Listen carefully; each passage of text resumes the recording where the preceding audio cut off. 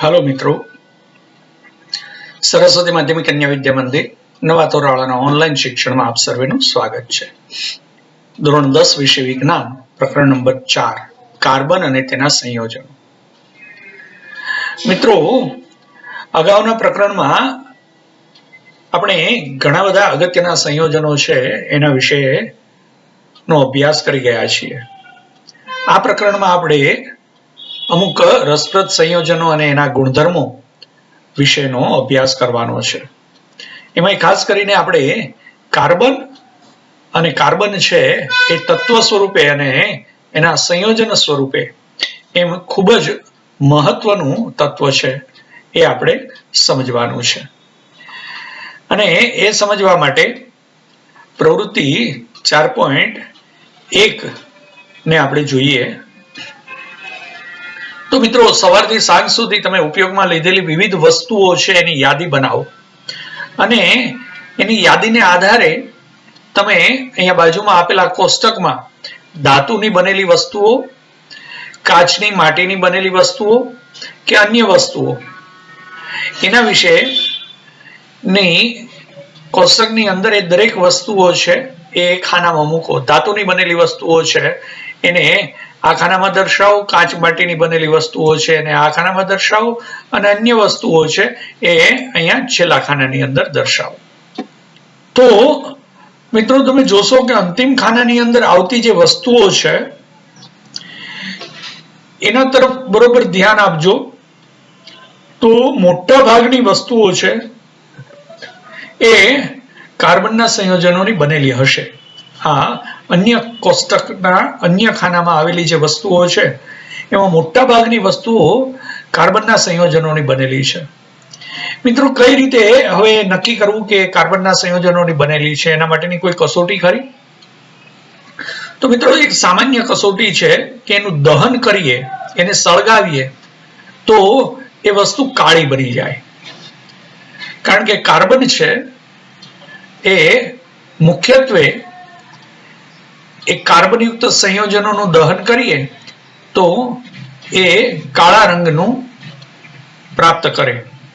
परिणामे आपने खबर पड़े कि एनी अंदर कार्बन रहेलो छे। तो आ रीते दहननी प्रक्रियाथी आपणे जाणी शकीए छीए कि एनी अंदर कार्बन रहेलो छे।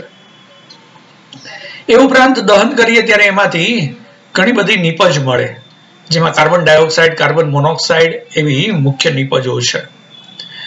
खास करीने अन्न, कपड़ा, दवाओ, पुस्तकों अथवा अनेक वस्तुओं के जेनी तमे यादी बनावी होय ए बधा तत्वोनी अंदर कार्बन रहेलो छे। माटे आपणे कही शकीए के कार्बन छे ए वर्सेटाइल मेटल छे अथवा तो वर्सेटाइल तत्व छे।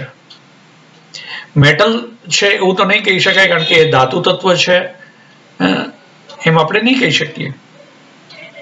तो ए सर्वतोमुखी तत्व એટલે કે વર્સેટાઇલ તત્વ છે। એટલે કે ઘણી બધી વિવિધ રીતના સંયોજનો બનાવતું એ તત્વ છે। તમામ સજીવ સંરચનાઓ છે એ કાર્બન પર આધારિત છે। મિત્રો, પૃથ્વીના પોપડામાં અને વાતાવરણમાં હાજર કાર્બનની માત્રા છે એ ખૂબ જ અલ્પ છે। પૃથ્વીના પોપડામાં ખનિજ સ્વરૂપે માત્ર 0.02% કાર્બન રહેલો છે, જે કાર્બોનેટ, હાઇડ્રોજન કાર્બોનેટ, કોલસો, પેટ્રોલિયમ વગેરે સંયોજન સ્વરૂપે રહેલો છે। અને વાતાવરણની અંદર એનું પ્રમાણ છે 0.03% જેટલું છે, જે કાર્બન ડાયોક્સાઇડ સ્વરૂપે રહેલું છે। તો મિત્રો, પૃથ્વીના પોપડાની અંદર અને વાતાવરણમાં એનું બહુ અલ્પ પ્રમાણ છે, 0.02 અને 0.03%। આવી અલ્પ માત્રામાં કાર્બન પ્રાપ્ય હોવા છતાં કાર્બન ખૂબ મહત્વનું તત્વ છે। કારણ કે દરેક સજીવનું મૂળભૂત એકમ એ દરેક કાર્બન પર આધારિત છે। આપણે આ વસ્તુ સમજવા માટે કાર્બનના જુદા જુદી લાક્ષણિકતાઓ અને ગુણધર્મોને સમજીએ જેથી એનું મહત્વ છે વધુ સ્પષ્ટ થાય। તો કાર્બનમાં બંધન, સહસંયોજક બંધ. કાર્બન છે એ કઈ રીતે કાર્બનની અંદર કેવા પ્રકારનો બંધ બને છે અને એ કઈ રીતે બંધ બને છે. અગાઉના પ્રકરણની અંદર આપણે જોઈ ગયા છીએ આયનીય સંયોજન અને એના ગુણધર્મોનો અભ્યાસ કરેલો છે. સામાન્ય રીતે આયનીય સંયોજનના ગલન બિંદુ અને ઉત્કલન બિંદુ છે ખૂબ જ વધારે હોય છે, ઊંચા હોય છે. અને આવા આયનીય સંયોજનો છે એ પ્રવાહી સ્વરૂપમાં વિદ્યુતનું વહન કરે છે. આયનીય સંયોજનોમાં બંધનનો સ્વભાવ એ આ ગુણધર્મની સમજ આપે છે. કેટલાક કાર્બન સંયોજનોના ગુણધર્મોનો આપણે અભ્યાસ કરીએ તો મોટા ભાગના કાર્બન સંયોજનો છે એ વિદ્યુતના મંદવાહકો છે.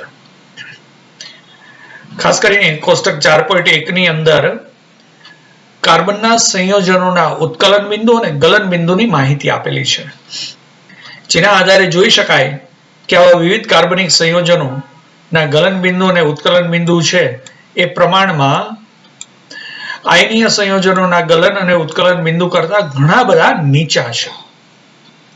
એટલે એમ કહી શકાય કાર્બનિક સંયોજનો છે એના ગલન અને ઉત્કલન બિંદુ છે એ આયનીય સંયોજનોના ગલન અને ઉત્કલન બિંદુ કરતા પ્રમાણમાં ઘણા નીચા છે.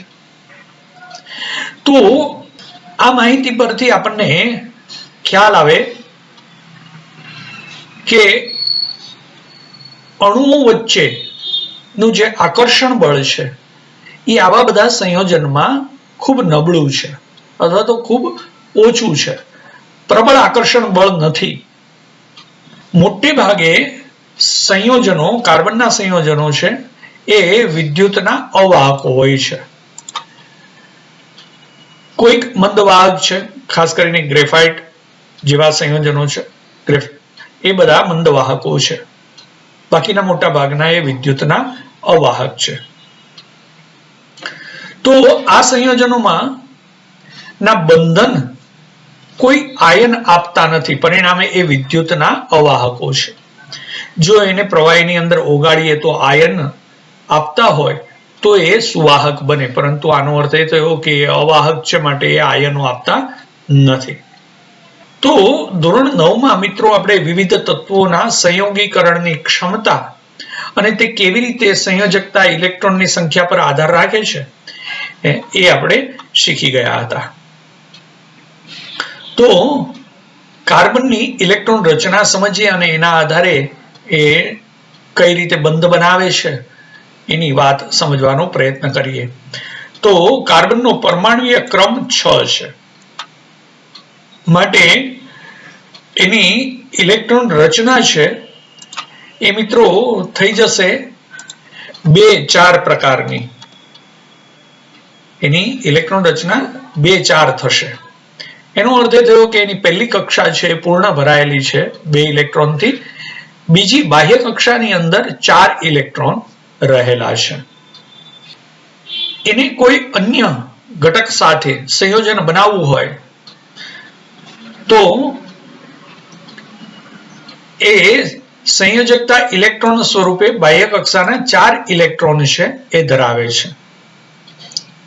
માટે આપણે મિત્રો વિચારીએ કે એને કોઈની સાથે સંયોજન બનાવવું છે તો એ કાં તો ઇલેક્ટ્રોન સ્વીકારશે અથવા તો ઇલેક્ટ્રોન ગુમાવશે.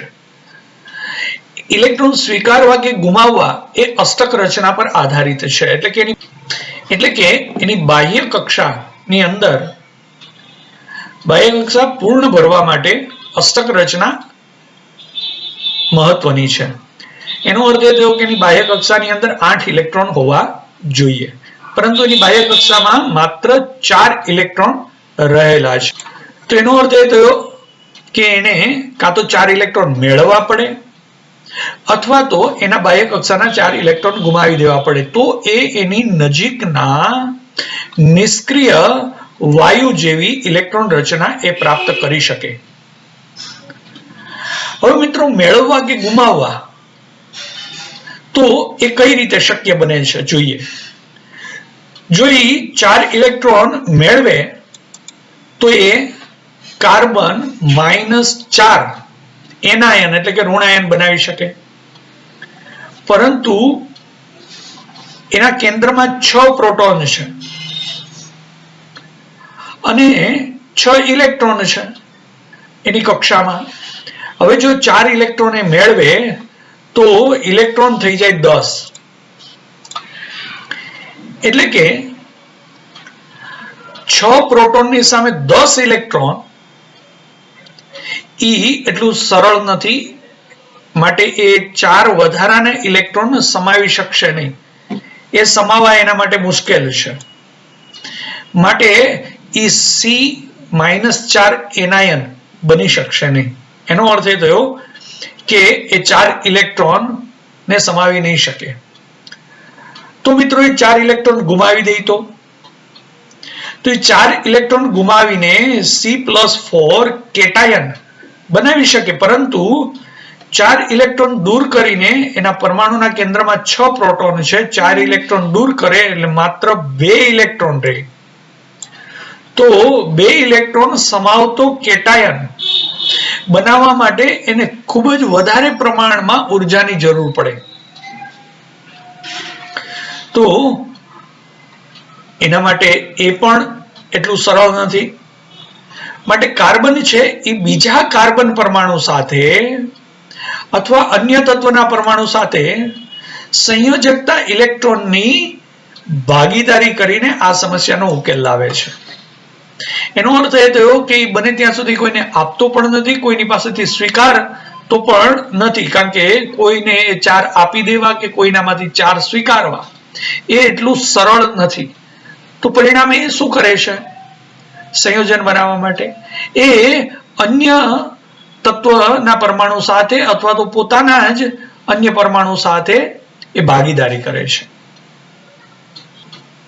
માત્ર કાર્બન જ નહીં, આવા ઘણા બધા તત્વો છે કે જે ઇલેક્ટ્રોનની ભાગીદારી કરી અને વિવિધ પ્રકારના અણુઓ બનાવે છે. તો ભાગીદારી પામતા જે ઇલેક્ટ્રોન એ પરમાણુઓની બાહ્યતમ કક્ષામાં રહેલા જે ઇલેક્ટ્રોન છે એમાંથી કેટલા ઇલેક્ટ્રોનની ભાગીદારી થશે કે જેથી અષ્ટક રચના પૂર્ણ થાય અથવા તો અષ્ટક રચના સંતોષાય, જેથી એની નજીકના નિષ્ક્રિય વાયુ તત્વ જેવી એ ઇલેક્ટ્રોન રચના પ્રાપ્ત કરી શકે. સંયોજકતા ઇલેક્ટ્રોન એ કયા તત્વના પરમાણુ સાથે એ સંયોજન બનાવે છે એના આધારે કેટલા ઇલેક્ટ્રોનની ભાગીદારી થશે એ નક્કી કરી શકાય છે. આવી ઇલેક્ટ્રોનની ભાગીદારીથી બનતા અમુક સામાન્ય સંયોજનો અથવા તો સામાન્ય અણુઓ ને આપણે સમજીએ, જેમાં સૌથી પહેલા હાઇડ્રોજન અણુ છે. હાઇડ્રોજનનો પરમાણુય ક્રમાંક 1 છે, માટે એની બાહ્યતમ કક્ષામાં 1 ઇલેક્ટ્રોન રહેલો છે. એની નજીકના હિલિયમ જેવી રચના પ્રાપ્ત કરવા માટે બાહ્યતમ કક્ષામાં 2 ઇલેક્ટ્રોનની આવશ્યકતા છે. તો એની બાહ્યતમ કક્ષામાં 1 ઇલેક્ટ્રોન છે, માટે એ અન્ય હાઇડ્રોજન સાથે ભાગીદારી કરી અને એની સંયોજકતા કક્ષામાં રહેલા 1 ઇલેક્ટ્રોન ની ભાગીદારી કરશે. અહીંયા મિત્રો જોઈ શકો છો તમે, બંને હાઇડ્રોજન પરમાણુની અંદર 1 ઇલેક્ટ્રોન રહેલા છે. તો એ 1 ઇલેક્ટ્રોનની ભાગીદારી કરી અને બંને હાઇડ્રોજન પરમાણુઓ છે એ એની સંવૃત્ત રચના પ્રાપ્ત કરે છે 2 ઇલેક્ટ્રોન વાળી. પરિણામે H2 અણુ બને છે જે હાઇડ્રોજન અણુ છે. તો આ રીતે હાઇડ્રોજન અણુ એ એની સંયોજકતા કક્ષામાં રહેલા 1 ઇલેક્ટ્રોન વચ્ચે ભાગીદારી કરી અને હાઇડ્રોજન અણુ બનાવે છે. એ જ રીતે મિત્રો ઓક્સિજનની આપણે વાત કરીએ તો ઓક્સિજનનો પરમાણુ ક્રમાંક 8 છે, માટે એની ઇલેક્ટ્રોન રચના 2-6 થશે. તો એની બાહ્યતમ કક્ષામાં 6 ઇલેક્ટ્રોન રહેલા છે. તો એની નજીકના તત્વની જેવી નિષ્ક્રિય તત્વ જેવી ઇલેક્ટ્રોન રચના પ્રાપ્ત કરવા માટે એને 8 ઇલેક્ટ્રોન જોઈએ. તો એનો અર્થ એ થયો કે દરેક ઓક્સિજનને 2 ઇલેક્ટ્રોન ઘટે છે. તો ઓક્સિજન સાથે 2 ઇલેક્ટ્રોનની ભાગીદારી કરશે. પરિણામે દરેક ઓક્સિજનના 8 ઇલેક્ટ્રોન થઈ જશે. તો હવે ઓક્સિજન અણુ જે O2 અણુ બને છે એમાં 2 ઇલેક્ટ્રોનની ભાગીદારી થઈ. પરિણામે 2 જોડ ઇલેક્ટ્રોનની ભાગીદારી થઈ માટે OO વચ્ચે દ્વિબંધ બને છે. હાઇડ્રોજન વચ્ચે એક બંધ હતો તો એને આપણે એક લીટી તરીકે દર્શાવી શકીએ જે સહસંયોજક બંધ છે. જ્યારે ભાગીદારી કરી ઇલેક્ટ્રોનની ભાગીદારીથી રચાતા જે બંધ છે એને સહસંયોજક બંધ કહેવામાં આવે છે અને એને આડી ડેશ એવી લીટી વડે આપણે દર્શાવીએ છીએ. તો હાઇડ્રોજન વચ્ચે એક બંધ છે, જ્યારે ઓક્સિજન વચ્ચે દ્વિબંધ છે, કારણ કે 2 ઇલેક્ટ્રોનની ભાગીદારીથી અણુ બનાવે છે. એવી જ રીતે મિત્રો નાઇટ્રોજન ને સમજીએ તો નાઇટ્રોજન ની બાહ્યતમ કક્ષામાં 5 ઇલેક્ટ્રોન છે. તો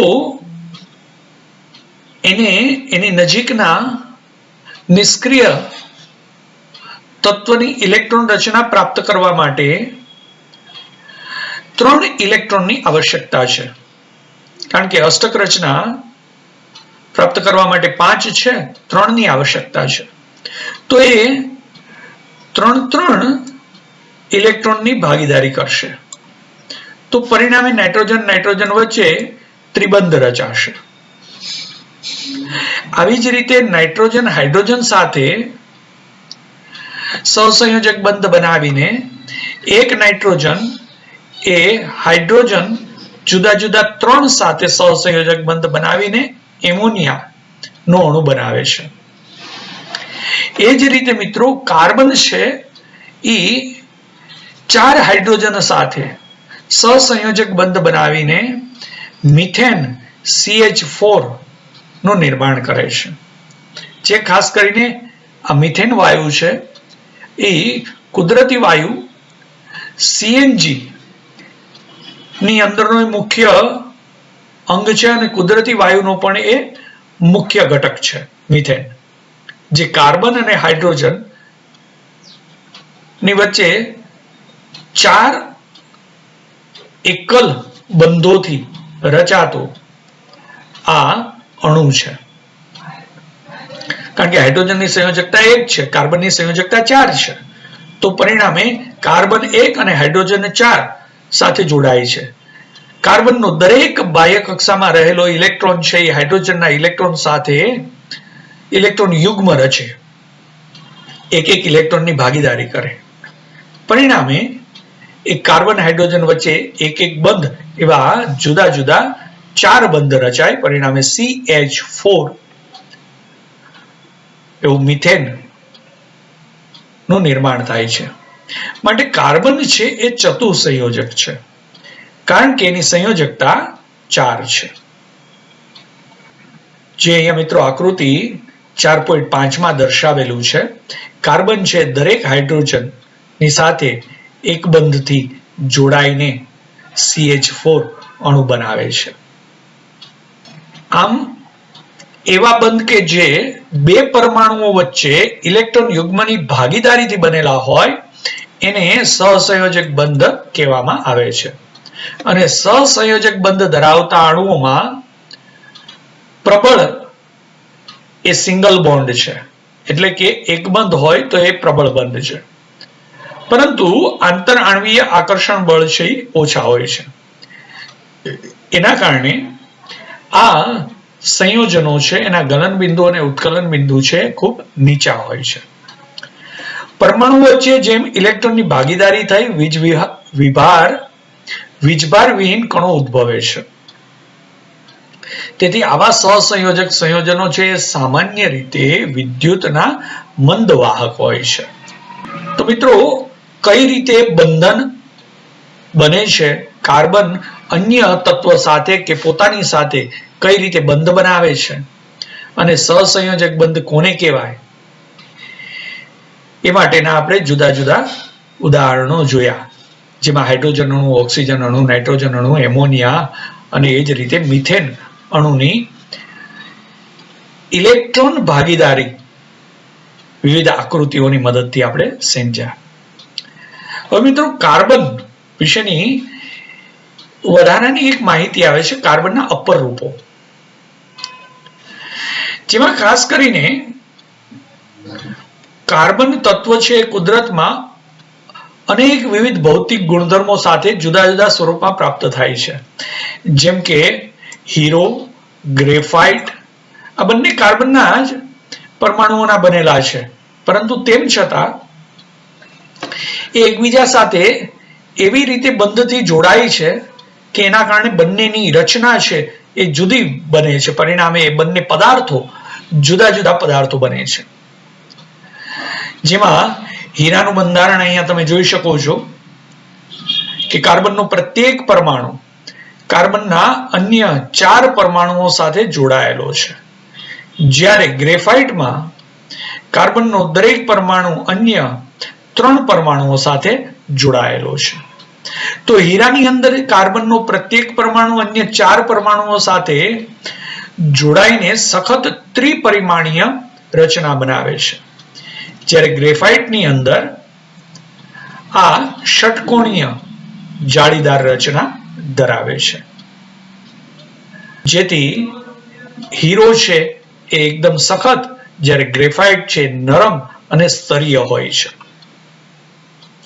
એવી જ રીતે કાર્બનના અન્ય સંયોજનોની અંદર બકમિન્સ્ટર ફુલેરિન, જેને બકીબોલ કહેવાય છે, એ C60 પ્રકારનું કાર્બનિક સંયોજન છે, જે વિવિધ કાર્બનો એકબીજા સાથે જોડાઈને આવું બકમિન્સ્ટર ફુલેરિન પ્રકારનું બંધારણ ધરાવે છે, જે વિવિધ કાર્બનના અપર રૂપો છે.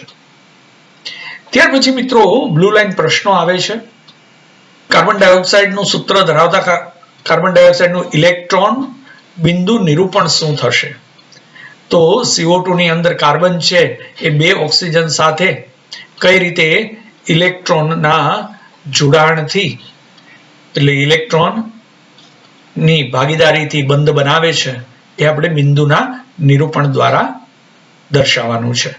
જેમ આપણે કાર્બનનું હાઇડ્રોજન સાથે, નાઇટ્રોજનનું નાઇટ્રોજન સાથે, ઓક્સિજનનું ઓક્સિજન સાથે દર્શાવ્યું હતું, એવી જ રીતે. બીજો પ્રશ્ન છે, સલ્ફરના 8 પરમાણુઓથી બનેલ સલ્ફર અણુનું ઇલેક્ટ્રોન બિંદુ નિરૂપણ શું થશે? સલ્ફર છે એ 8 પરમાણુઓ, સલ્ફરના 8 પરમાણુઓ એકબીજા સાથે જોડાઈને વલય આકારની રચના બનાવે છે. તો એનું બિંદુ નિરૂપણ શું થશે? તો મિત્રો, આ બંને પ્રશ્નોના જવાબ છે એ આપણે જેટલી બાબતો સમજાય એના આધારે આપવાનો પ્રયત્ન કરજો. ત્યાર પછી આવે છે કાર્બનનો સર્વતોમુખી સ્વભાવ, વર્સેટાઇલ નેચર ઓફ કાર્બન. શા માટે કાર્બન છે એ બહુમુખી, સર્વતોમુખી સ્વભાવ ધરાવે છે? તો વિવિધ તત્વો અને સંયોજનોમાં આપણે ઇલેક્ટ્રોનની ભાગીદારી દ્વારા સહસંયોજક બંધનું નિર્માણ આપણે જોઈ ગયા, જેમાં હાઇડ્રોજન, ઓક્સિજન, નાઇટ્રોજન, એમોનિયા અને મિથેનની અંદર આપણે જોયું. તો મિત્રો, સરળ કાર્બનિક સંયોજનની અંદર આપણે મિથેન જોયું, જેમાં કાર્બન હાઇડ્રોજન સાથે એક બંધથી જોડાય અને CH4 રચના ધરાવે છે. તો વ્યવહારની અંદર કાર્બનના વિવિધ સંયોજનો જોવા જઈએ તો એટલા બધા પ્રકારના સંયોજનો આપણને મળે છે કે અન્ય તત્વના સંયોજનોને એક બાજુ રાખીએ અને માત્ર કાર્બનના સંયોજનો એક બાજુ રાખીએ તો પણ કાર્બન દ્વારા મળતા સંયોજનોની સંખ્યા વધી જાય. ઇવન મનુષ્ય, આપણે પણ કાર્બન સંયોજનોના બનેલા છીએ. માટે કાર્બનિક સંયોજનો આટલી બધા પ્રકારની વિવિધતા ધરાવતા શા માટે જોવા મળે છે? એમાં રહેલા મુખ્ય 2 પરિબળો પર આધારિત છે. તો આપણે 2 પરિબળોને સમજીએ. તો કાર્બન છે એ અન્ય કાર્બનના પરમાણુઓ સાથે બંધ બનાવવાની અદ્વિતીય ક્ષમતા ધરાવે છે, જેથી એ મોટી સંખ્યામાં અણુઓ બને છે. કાર્બનના આ ગુણધર્મને કેટેનેશન કહે છે. એનો અર્થ એ થયો કે કોઈ કાર્બન અન્ય કાર્બનના પરમાણુઓ સાથે બંધ બનાવવાની અદ્વિતીય ક્ષમતા ધરાવે છે અને જેથી મોટી સંખ્યાની અંદર અણુઓ બને છે. કાર્બનનો જે આ ગુણધર્મ છે એને કેટેનેશનનો ગુણધર્મ કહેવાય છે. આ સંયોજનો કાર્બનની લાંબી શૃંખલા અથવા કાર્બનની શાખિત શૃંખલા અથવા તો વલયોમાં ગોઠવાયેલા કાર્બન પરમાણુઓ ધરાવે છે. જેમ કે મિત્રો આગળ આપણે જોશું, સંતૃપ્ત કાર્બનિક સંયોજનો સ્વરૂપે લાંબી કાર્બનિક શૃંખલા ધરાવે છે. એ જ રીતે એના અન્ય સ્વરૂપોની અંદર શાખિત શૃંખલાઓ જોવા મળશે અને બેન્ઝીન જેવા ચક્રની અંદર એ ચક્રીય સંયોજન સ્વરૂપે જોવા મળે છે. તો આવી રીતે લાંબી શૃંખલા, શાખિત શૃંખલા, વલયો સ્વરૂપે ગોઠવાયેલા કાર્બન પરમાણુઓ છે એ આવા વિવિધ સંયોજનોની અંદર જોવા મળે છે.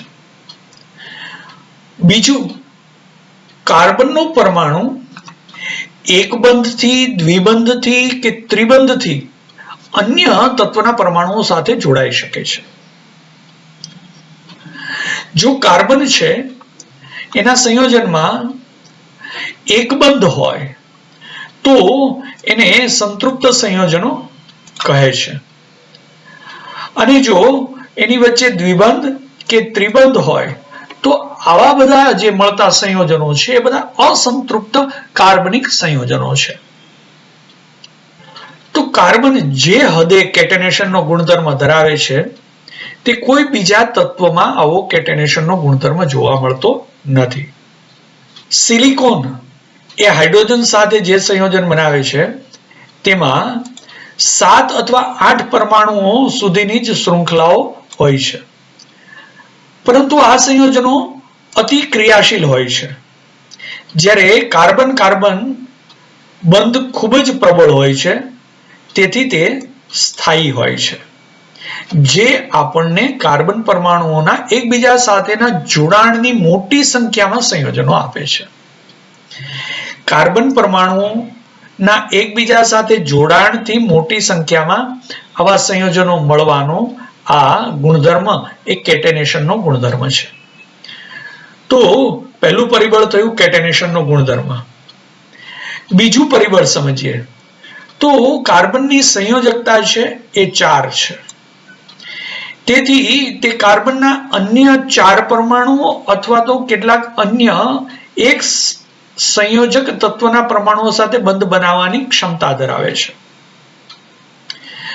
Oxygen, hydrogen, nitrogen, sulphur, chlorine આવા અનેક અન્ય તત્વોની સાથે કાર્બનના સંયોજન બને છે, જેના કારણે એવા વિશિષ્ટ ગુણધર્મો ધરાવતા સંયોજનો બને છે જે અણુમાં હાજર રહેલા કાર્બન સિવાયના તત્વો પર આધાર રાખે છે.